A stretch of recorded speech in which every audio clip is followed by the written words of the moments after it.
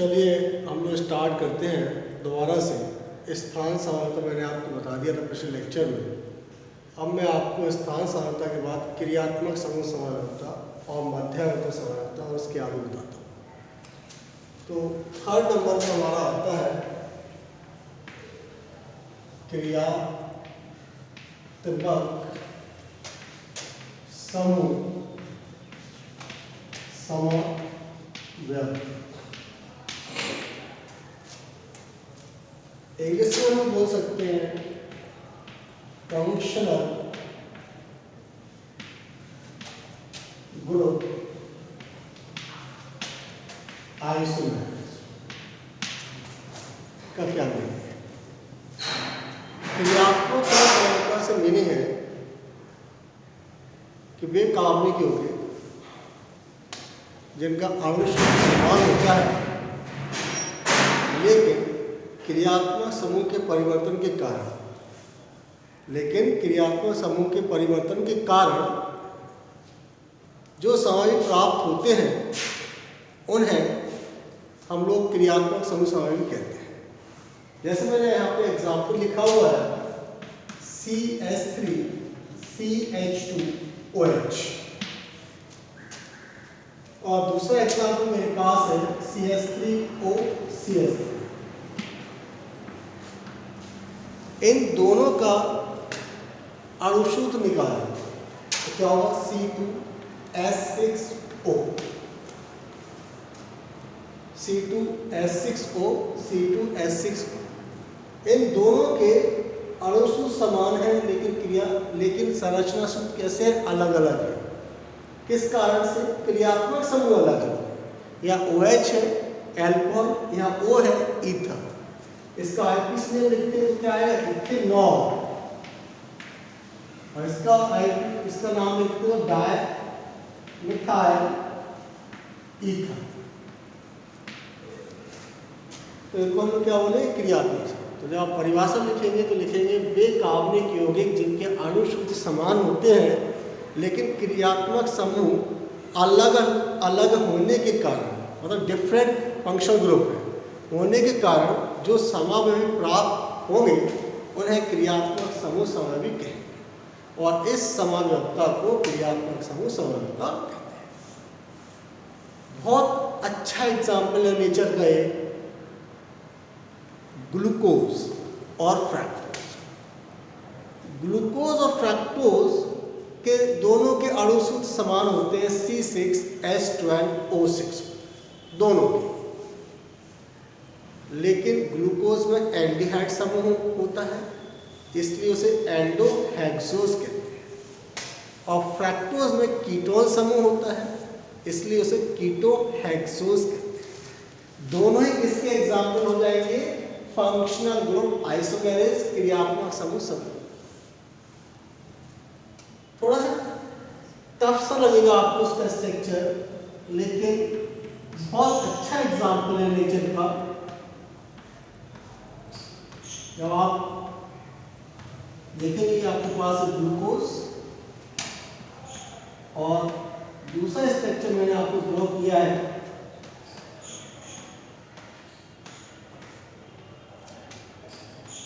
ये आपके पास है फ्रक्टोज।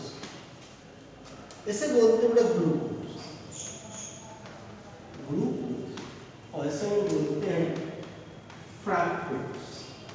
क्या आप इनका अणु सूत्र निकालेंगे दोनों का, इन दोनों का जब अणु सूत्र आप निकालेंगे तो आप देखेंगे दोनों का अणु सूत्र क्या आ रहा है? C6H12O6। मैं यहाँ लिख देता हूँ इसका C6H12O6। इन दोनों का अणु सूत्र, दोनों में अंतर किस बात का? क्रियात्मक समूह। तो ये दोनों भी किसके एग्जाम्पल हुए? क्रियात्मक समूह समावयव। वैसे तो और भी कई क्रियात्मक समूह हैं जो क्रियात्मक समूह समावयव प्रदर्शित करेंगे। मैं एक कॉमन सी बात आपको बता देता हूँ कि जो क्रियात्मक समूह समावयवता होती है वो निम्नलिखित प्रकार के क्रियात्मक समूहों के मध्य होती है, जैसे एल्कोहल और ईथर। OH को बोलते हैं एल्कोहल, O को बोलेंगे ईथर। कार्बोक्सिलिक समूह जो होंगे वो हमेशा एस्टर समूह के साथ क्रियात्मक समूह प्रदर्शित करेंगे।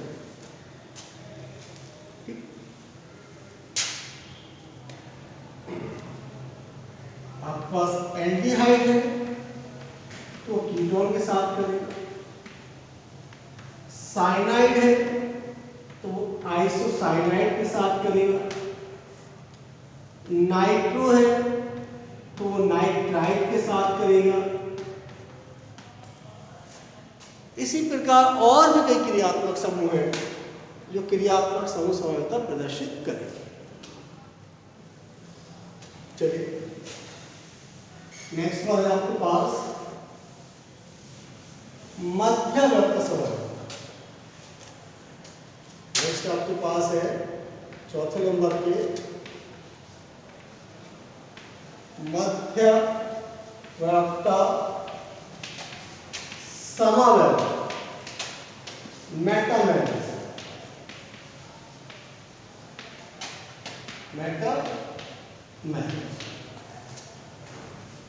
मेटामेरिज्म आइसोमेरिज्म का क्या नाम है?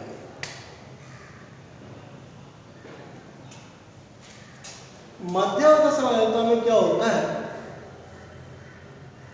कि क्रियात्मक समूह तो सेम होते हैं, लेकिन जो एल्किल समूह होते हैं मतलब कार्बन चेन, उनकी लेंथ में कुछ परिवर्तन हो जाता है या कार्बन श्रृंखला में कुछ परिवर्तन हो जाता है। ठीक है ना? तो ध्यान से देखें आप लोग, जो मध्यवर्त समानता है बेसिकली डाइवैलेंट या पॉलीवैलेंट मतलब जिनकी संयोजकता 2 या 2 से ज़्यादा होती है, ऐसे क्रियात्मक समूह के मध्य मध्यवर्त समानता काम करती है। ऐसे क्रियात्मक समूह कौन से होते हैं भाई? जैसे ईथर है, इसमें 2 संयोजकता है, सल्फर है, कीटोन है, एस्टर है। ये ऐसे क्रियात्मक समूह हैं। अमाइड ये इसे बोलते हैं ईथर। ठीक है? जैसे थायोईथर भी बोलते हैं, थायो ईथर, इसे बोलते हैं कीटोन, इसे बोलते हैं एस्टर, इसे बोलते हैं अमीन, सेकेंडरी अमीन या अमीन। इन सबके मध्य मेटामेरिज्म है, मध्यवर्त समानता काम करती है। पहला पॉइंट ये बनता है किसके बीच में होती है, तो आप कहेंगे जिनकी संयोजकता 2 या 2 से अधिक होती है, मतलब पॉलीवैलेंट फंक्शन होती है। अब हम इसमें देखते हैं होती क्या है, कैसे हम लोग इसको समझा सकते हैं। तो मैं यहाँ पे एक सिंपल सा एग्जाम्पल बना रहा हूँ। डाई एथिल ईथर, ये भी ईथर है, और दूसरा एग्जाम्पल लिया मैंने मैथिल प्रोपिल ईथर।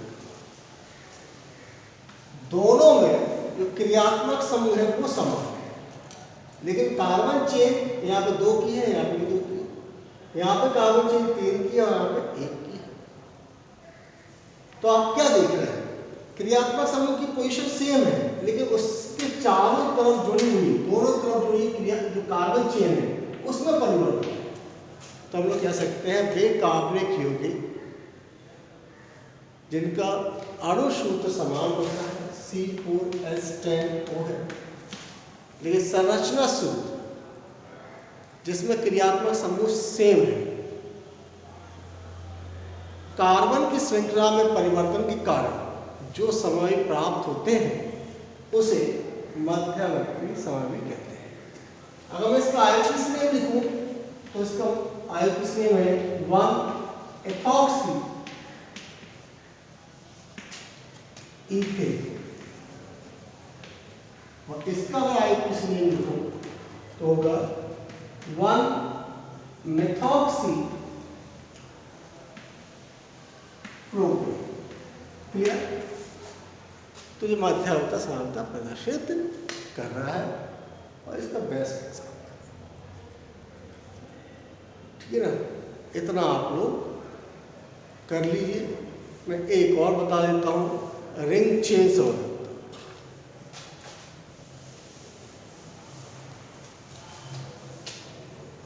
इसके बाद है रिंग चेन समानता।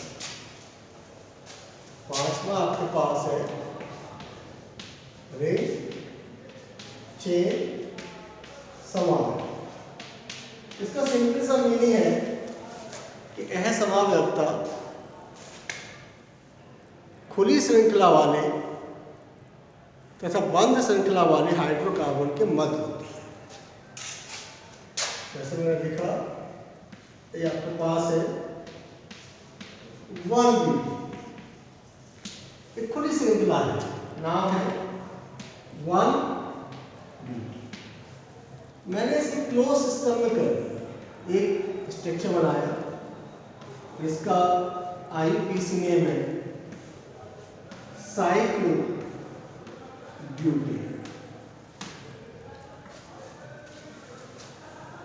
इन दोनों का अगर अणुसूत्र निकालें तो C4H8 होगा, लेकिन संरचना सूत्र कैसे अलग अलग। क्यों? क्योंकि इनके मध्य जो लिंकेज है, बंद है, मोड ऑफ लिंकेज है, बंद बनने का जो तरीका है वो अलग अलग है। इसमें द्विबंध की वजह से खुली श्रृंखला बन रही है, इसमें साइकिल स्ट्रक्चर जो बन रहा है वो द्विबंध एकल बंध में परिवर्तित हो गया, तो उसे हम लोग बोलते हैं मोड ऑफ चेंज। ठीक है, बंद बनने का तरीका कैसा है, अलग अलग है। नहीं तो आप सीधी सी डेफिनेशन लिख देना कि यह समाव्यवस्था खुली श्रृंखला वाले हाइड्रोकार्बन तथा बंद श्रृंखला वाले हाइड्रोकार्बन के मध्य होती है। इन्हें हम लोग रिंग चेन समझ कहेंगे। अब कोई भी आप लेंगे, वो आपको एग्जाम्पल इस तरीके से देंगे कि आपको सिंपल रहेगा पहचान, जैसे मैंने लिख दिया, वो आपसे कहेंगे बताइए इसमें कौन सी समाव्यवस्था है। दोनों स्ट्रक्चर उन्होंने आपको बना के दे दिए और कह रहे हैं कि बताइए इन दोनों के मध्य कौन सी समाव्यवस्था है। तो आपको क्या देखना है भाई, पहला दिख रहा है, दिखते ही आपको समझ में आएगा ये खुली श्रृंखला वाला हाइड्रोकार्बन है, बंद श्रृंखला वाला हाइड्रोकार्बन है, C3H6। तो इसे हम लोग क्या बोलेंगे, रिंग चेन समव्यवस्था बोलेंगे। ठीक है ना। इसके आगे हम लोग कंटिन्यू करेंगे बाद में।